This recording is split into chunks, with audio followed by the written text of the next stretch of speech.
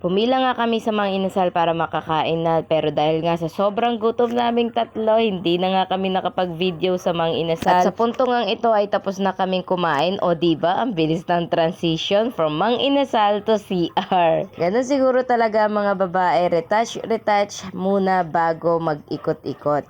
So, hinahanap namin yung World of Fantasy. Sabay din. Hi!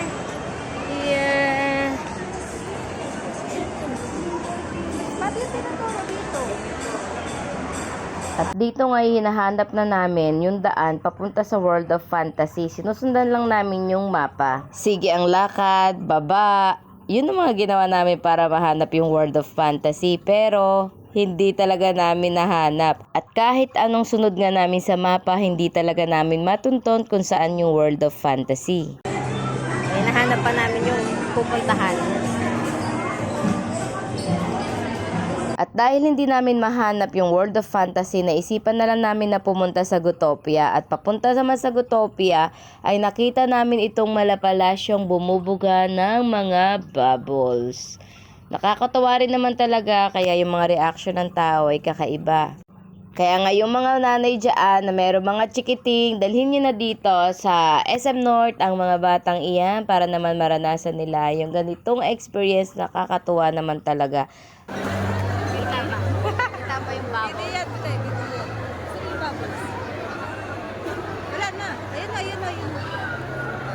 Yung bubbles sinapangan. Asan ka ba? Wala na. Sana nga, patok-patok eh. Tapos na nga ni. Bus na. Wala na. Wala na. Yun na yun. One more. Sumigaw. More. Sumigaw, one more.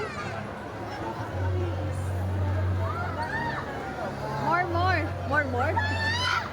Kahit sino naman talaga, bata o matanda, ay mamamangha sa ganitong ginawa dito sa SM. Makulay at kaaya-aya sa mata ang kanilang display na ginawa. Maya-maya nga ay naglabas na nga uli ng mga bubbles dyan. Kaya tingnan nyo naman yung mga tao ay hindi magkamayaw sa saya. Iba rin naman talaga yung ganitong feeling kasi nga minsan lang naman natin to nararanasan sa isang taon. Sa puntong ito nga ay hindi pa rin namin mahanap ang Gutopia. Napakarami nga ng tao ngayong linggo dito sa SM North. Family Day, fun, saya. At eto na nga, nahanap na namin ang Gutopia. Parang na tayong mabibili. Kaso lang, ang mahal-mahal naman pala ng ticket doon, kaya napaisip na lang kami na pumunta dito sa Watson. Pumasok nga din kami saglit dito sa Uniqlo, pero wala naman kami nabili. At kahit nga nakakapagod ang maglakad, ay nakakaaliw din naman talaga yung mga nakikita namin sa paligid at naiibsan yung sakit ng mga paa. Madami nga ang sale, kaya marami nga rin kaming nabili.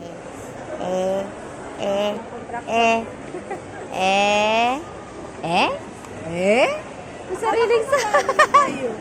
At least yung cinema natin. Hindi ko napunta.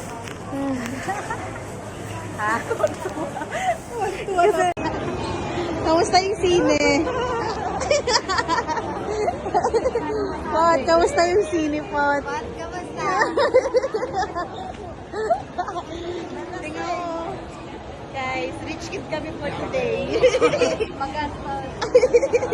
At bago nga umuwi ay dumaan muna kami dito sa Starbucks. Inaya kami ng mayaman naming kaibigan na si Eka. Ang dami niyang dalang kwento na talagang mapapahagak-gak ka sa kakatawa. O diva, sobrang saya ng banding namin na ito. Sinehan na napunta sa shopping at pagpunta sa Starbucks. Hindi man natuloy yung panonood namin sa sine, masaya naman kaming tatlo na magkakasama kami, nagkukwentuhan at nagtatawanan. For today's video.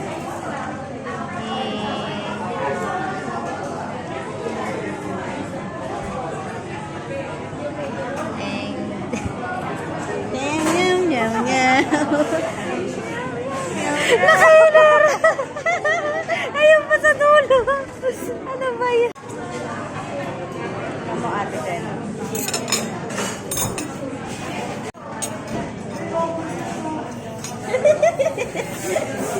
Madam, ano na? Masasabi mo sa pagkain mo? Masarap. Ha? Masarap. May reviews. Sa'yo, madam, kamusta yung croissant mo? Sarap. Sarap. Hindi ko alam kung paano kainin. Mangiya. Ito Hindi ko alam kung paano Ito kainin. Ngiyata ako na walang lasa.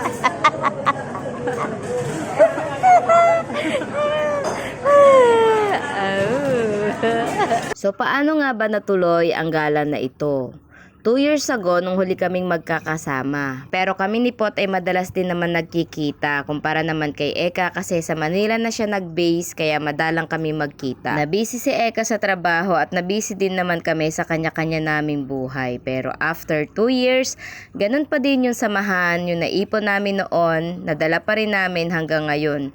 Tunay nga na kahit anong tagal ninyong hindi nagkita ng kaibigan mo, pag nagkita kayo ay magkaibigan at magkaibigan pa din kayo. Andiyan pa rin yung tawanan at halos maiyak-iyak na nga rin ako kakatawa dyan dahil sa kinuwento ni Eka. Kaya nga sobrang saya din talaga pag magkasama kaming tatlo, chill lang, walang problemang iniisip, talagang nagre-relax kaming tatlo, kakatawa at kakakwentuhan. At hindi na nga namin namalaya na ubos na pala namin yung aming pagkain. O siya, tara, uwi na tayo. Hirap na si madam. Thank you nga pala Kuyang Guard sa pagbukas ng pinto. So dadaan muna tayo sa bilihan ng mga tinapay bago tayo umuwi para may pasalubong naman tayo. Dito tayo sa The French Baker. Tara na, magbayad na tayo sa ating mga binili para naman may uwi na tayong pasalubong. And it's uwian time na. So, ayun. Thank you Lord sa araw na ito na magkakasama kami at patuloy niyo po kaming gabayan sa bawat gagawin namin. Thank you po.